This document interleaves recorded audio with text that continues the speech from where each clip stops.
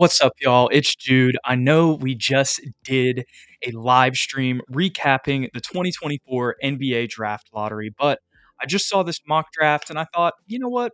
Let's get some content out for you guys. And also, I wanted to apologize because on that live stream, I accidentally used my iMac mic instead of this thing sitting in front of me, which I paid a good bit of money for. So, apologies for that, but we got that back up and running for this video for you guys. So, let's just jump right into it. So here we go from Johnathan Givony. We talked a little bit about this in the live stream. If you didn't see it, go check it out. We appreciate all the support on it already. But yeah, this is projecting all 58 picks post lottery from Johnathan Givony, one of the draft experts at ESPN. So obviously, big shock. The Atlanta Hawks jumped from 10 to 1 to win the draft lottery. And right now, Johnathan Givony has them selecting Alex Sarr, the French power forward slash center, slash center, who played in the NBL last season and played in Overtime Elite for 2 seasons prior to that. 19 years old. Um, and yeah, has a ton of defensive potential and also has a lot of offensive potential as well. Obviously, all the prospects are going to have that. But if Alex Sarr's shot can get more consistent, he's a guy who can stretch the floor while also simultaneously being a defensive anchor who can kind of play the 4 or the 5 depending on what the situation is with the Hawks or wherever he gets picked. But Johnathan Givony has Alex Sarr going off the board at number 1. Then he has the next Frenchman. Me and Ethan talked about the idea of him potentially falling because the Washington Wizards already picked Bilal Coulibaly, another Frenchman, who they're highlighting right here. But as you can see, the Wizards are going to go with that. And they really don't have – the Wizards aren't in a position to not go with him, right? Like he's the guy that's really been talked about the most, other than Alex Sarr as a potential number 1 prospect or having the highest ceiling in the draft. And, with what we saw from Victor this year, it's obviously proving that and Bilal, of course, it's proving that the LNB can send over some prospects who are going to translate and, have some potential over here. Obviously, Victor is, one of one in himself and an enigma. And, the fact that he just kind of happens to be from France, with him just being the generational talent that he is. I don't know how else to say that. But with the strides we saw from Bilal this season, kind of being tied in with all the other European guys coming in, taking over the league over the past couple of years, whether that be Luka, Giannis, or Nikola Jokic. People are starting to believe in the French league is what I'm trying to get to, and European basketball as a whole as we get to some of the other prospects on this mock draft. But that's why I think the Wizards just can't pass up on Zachary Rissache. And, he's 6'9", so he's somebody who can play the 4. If they need him to next to Bilal, they can play those guys together. Bilal also has the ability to play the 2 at 6'8". So there's a lot of versatility that you can play those two together with. So I don't really think that just because they, naturally play the same position, that the fit's not going to work. I think they can actually both fit together really well at the 3 or the 4 or the 3 at the 2, especially with both of their shooting ability. But enough about the Wizards. Here we have the Houston Rockets, and this is what me and Ethan talked about in the live stream. Reed Shepherd at number 3. If they have the choice between Rob Dillingham and Reed Shepherd here, but because of all of the other ball dominant guys that the Houston Rockets already have on the roster, Reed Shepherd is, a similar potential, I would still say that I think Rob Dillingham does have a little bit of a higher ceiling, but definitely defensively, Reed Shepherd has a higher ceiling than Rob Dillingham. That's for sure. On top of all of the other skills he has offensively as well, and his shooting ability. You can't forget about that. He would be the seamless fit on the Rockets. As much as the Rockets are my least favorite team and the Spurs' biggest rival, I can't lie that Reed Shepherd would really do well for them. And he would also kind of be that replacement for Fred VanVleet, whenever that contract's up in a couple years, I believe. And that's why Rob Dillingham at number 4, Rob with the shifts. Y'all got to go check out our prospect breakdown that we did on Rob Dillingham. He really did become my favorite prospect. And that's why also on the live stream, if you haven't checked it out, I said I would be happy with us getting top 4 because that means we're going to get one of the four of my favorite guys, and most likely Rob is going to be there. You never know what could happen. But at the same time, it's probably like he's gonna be there, you know? It seems like Rasashe and Sarr are gonna go number 1 and 2. That's been the consensus, for the most part over the past couple of months, and then with the Rockets at number 3, like, he just really doesn't fit there. So it really, I mean, knock on wood here, but it really seems good for the Spurs. The two-man game with Victor and Rob Dillingham, I mean, I wish I had more to say, but y'all can see my face. Like, there is Kevin O'Connor, and I meant to mention this on the live stream earlier. Kevin O'Connor, in that same video that I referred to on the live stream, it's through the Ringer. It's on Ringer NBA's channel. It's mock draft power rankings. They've been talking about it recently. It's one of their more recent videos. Um, he mentions that there's like nobody who's going to be able to guard the switch in the two-man game between Rob and Victor Wembanyama. And Ethan mentioned that on the stream, but I wanted to dive into it more and kind of call back to what I heard on their show. Because man, I mean, if you think about it, like if somebody's big enough to guard Wemby, they're not going to be fast enough to guard Rob. So you can't switch there. But if they are fast enough, they're good enough of a perimeter defender to stay in front of Rob Dillingham, they're going to be too small for Wemby. And then on top of that, you've got Devin Vassell and, whoever the Spurs draft at number 8. We'll get into that here. I'm interested to see who Johnathan Givony has slated there. Me and Ethan talked about, our dream scenario right now being Dalton Connect. If that is the pick, I mean, those are two snipers playing off of that, on top of the fact that Rob Dillingham and Wemby can shoot in their own right. But more importantly, this would answer and solve the point guard question. You'd have that dynamic bucket getter, man. I mean, when you go watch Rob Dillingham, the reason that he was one of my favorite prospects, I'm not going to go into a whole diatribe explaining that, because y'all can go check out the Spurs prospect breakdown that we did. But his off the dribble shooting ability is dynamic. The attention that he will draw with his handles and his step backs, his turnaround jumpers, his hesitation moves where he can drive past people, his combination of skill, speed, and like bounciness, with the ball in his hands is something that is going to demand defensive attention. And when you put him in a pick and roll with Victor, after seeing the pick and roll stuff that I saw, on top of the flashes of off ball stuff that he also has, and the playmaking flashes as well, he did, even though Reed Shepherd averaged more assists than Rob Dillingham on Kentucky, Rob Dillingham did have the highest assist rate out of the entire team on Kentucky. And I believe he still averaged close to 4 assists. I'd have to go double check that, but we confirmed that in the prospect breakdown. So once again, go check that out if you want a bigger deep dive on Rob Dillingham. But because of the stuff that jumps off the screen with him, because of his explosiveness and just the excitement that he brings to the game, I think that would take the load off of Devin and Wemby by just having someone else who can create on their own. But also because of his ability to create on his own, that's going to draw a bunch of attention and just open up the offense so much more. But yeah, that's enough on Rob Dillingham. I love this pick. This was like, I mean, he was probably number 1. Maybe not like in highest ceiling for me, but number 1 on like Spurs fit. Who is your favorite prospect for the Spurs? It's him. And that's why, I mentioned that in that Spurs prospect breakdown. I think I might have specifically said he's my favorite point guard, which is still true. But at the same time, he really overall was my favorite prospect. But I did admit that Rasashe and Sarr probably had a higher ceiling. Moving down to number 5, Matas Buzelis from the G League Ignite. That was somebody Ethan and I discussed, but here Detroit takes him.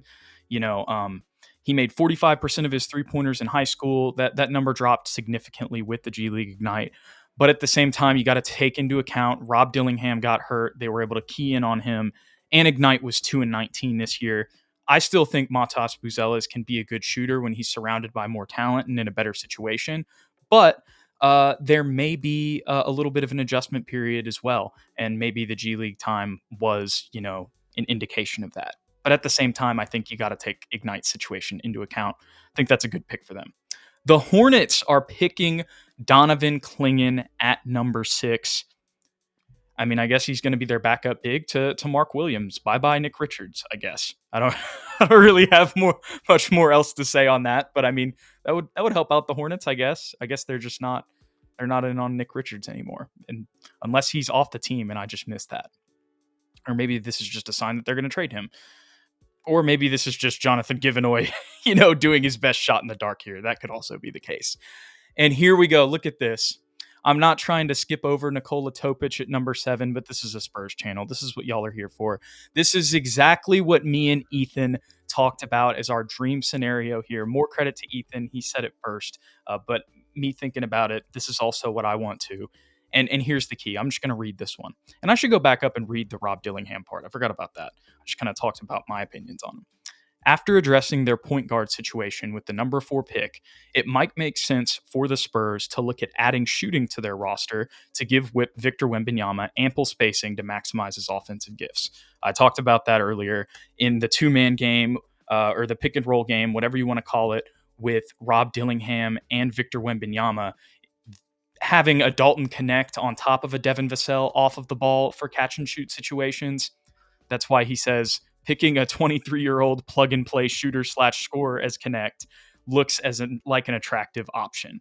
And that's exactly what me and Ethan were talking about. I've already said it twice now when it comes to the pick and roll stuff, but that really would open up the offense, and he would be a plug and play guy because of his age and skills. But let me fully read this. The Spurs surely have eyes on being competitive sooner rather than later, with Wembanyama about to become an MVP candidate in the near future. His defensive shortcomings can be mitigated to an extent playing behind a defensive player of the year like Wembanyama. And I do agree with what Ethan said a little bit earlier in the stream. He said, he thinks Connect's a little bit better of a defender than people give him credit for, but also if you're going to point out a weakness, I understand. But yeah, this goes into the point too when he's highlighting him being a 23-year-old, guy. He's going to come in and be more plug and play than other rookies. So that's kind of going to simultaneously accelerate the timeline as well as, drafting a rookie and a young player. Not well. No, yeah, I did make this comparison in the Dalton Connects prospect profile. Y'all can check that one out. Obviously, Derek White was not as he was not as highly ranked. He wasn't in a lottery or a top 10 prospect in the draft, but him and Dalton Connect's stories are very similar. They come in at the same age. They both played in smaller universities and had to work their way up before finally getting, to the big leagues, if you will. It was Colorado for Derek. It's Tennessee for Dalton Connect, and, really popped in their last year to become an NBA draft prospect. Dalton Connect really wasn't on draft boards before this season. And so in the same case with Derek. So obviously, like I said, Dalton Connect definitely coming in as a much higher pick than Derek, but some similarities there, even though they play different positions. So that's just, it's very Spursian as well. And he's someone who could really come in and I think be that starting 3.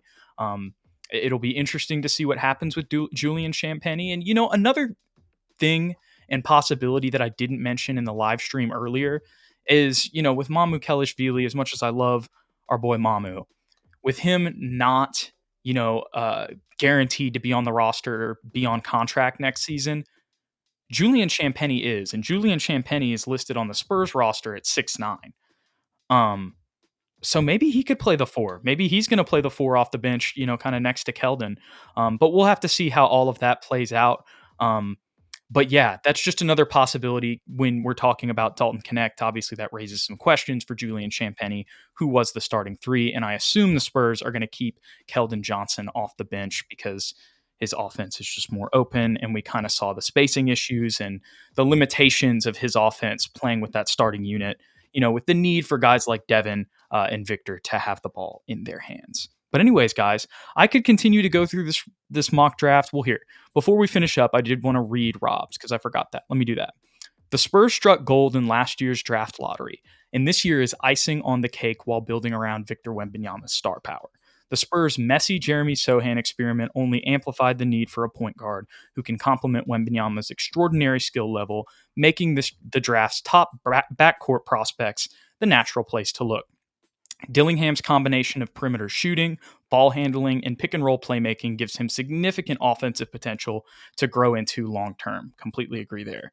his size and defensive limitations could be mitigated alongside a future Defensive Player of the Year caliber rim protector as Wembanyama, or such as Wembanyama, cleaning up mistakes behind him.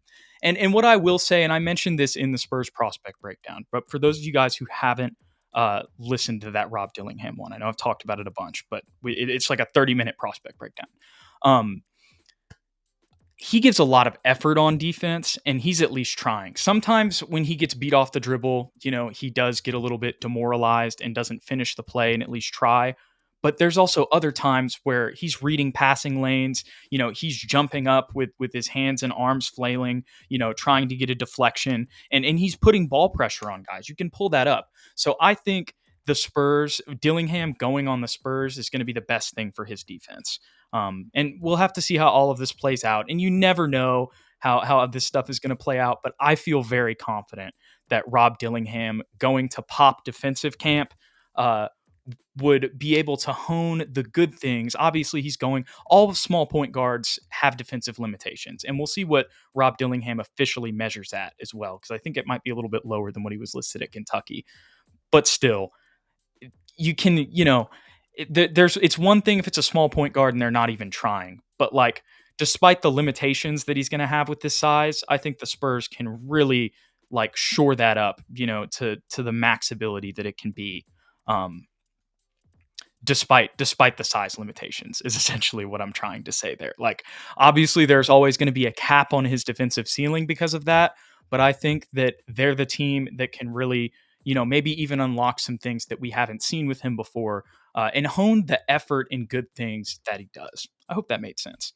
But, before we wrap this up, because I was going to wrap this up, I do want to just go see who they have the Spurs drafting in the second round, just for the fun of it. I think we might even have multiple picks in the second round. But let's see here. San Antonio Spurs. Okay, Peyton Sandfort. I don't even know who that is. I feel bad, but maybe he's like a Keegan Murray brother because he played for Iowa and he's a 3. That's a total shot in the dark. Let's see if there's any other Spurs picks here.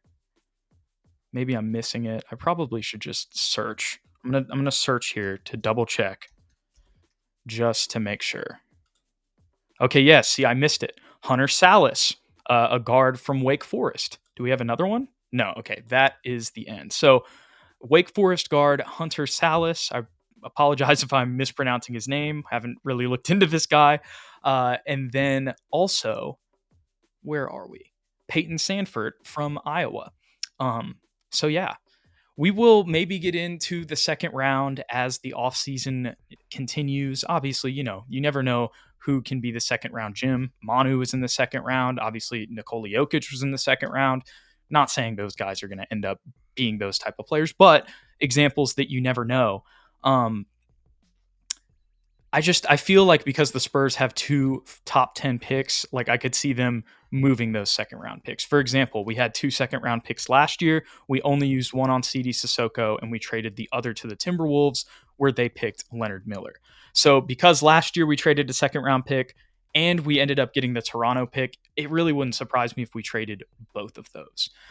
But we'll have to see. And maybe I need to get into the tape on those potential names or some potential second round prospects if we do end up picking those guys. But for the most part, I think we're going to stay with the guys in the top 10 because that's probably those are the picks that the Spurs are going to for sure use unless they do make a trade, but that's a whole nother video. We appreciate you guys hanging out with me today. I know we already put out that video earlier, but I just saw this mock draft and I was like, you know what? I should make a video on this. I think this would be pretty solid. So appreciate you guys. Go Spurs, go. If you enjoyed the content, don't forget to hit that like and subscribe button below. If you want to stay updated with everything, be sure to follow us on Twitter at SSPN on YT, at Jude McLaren, and at Ethan_Quintero. We appreciate you guys. We'll catch y'all later.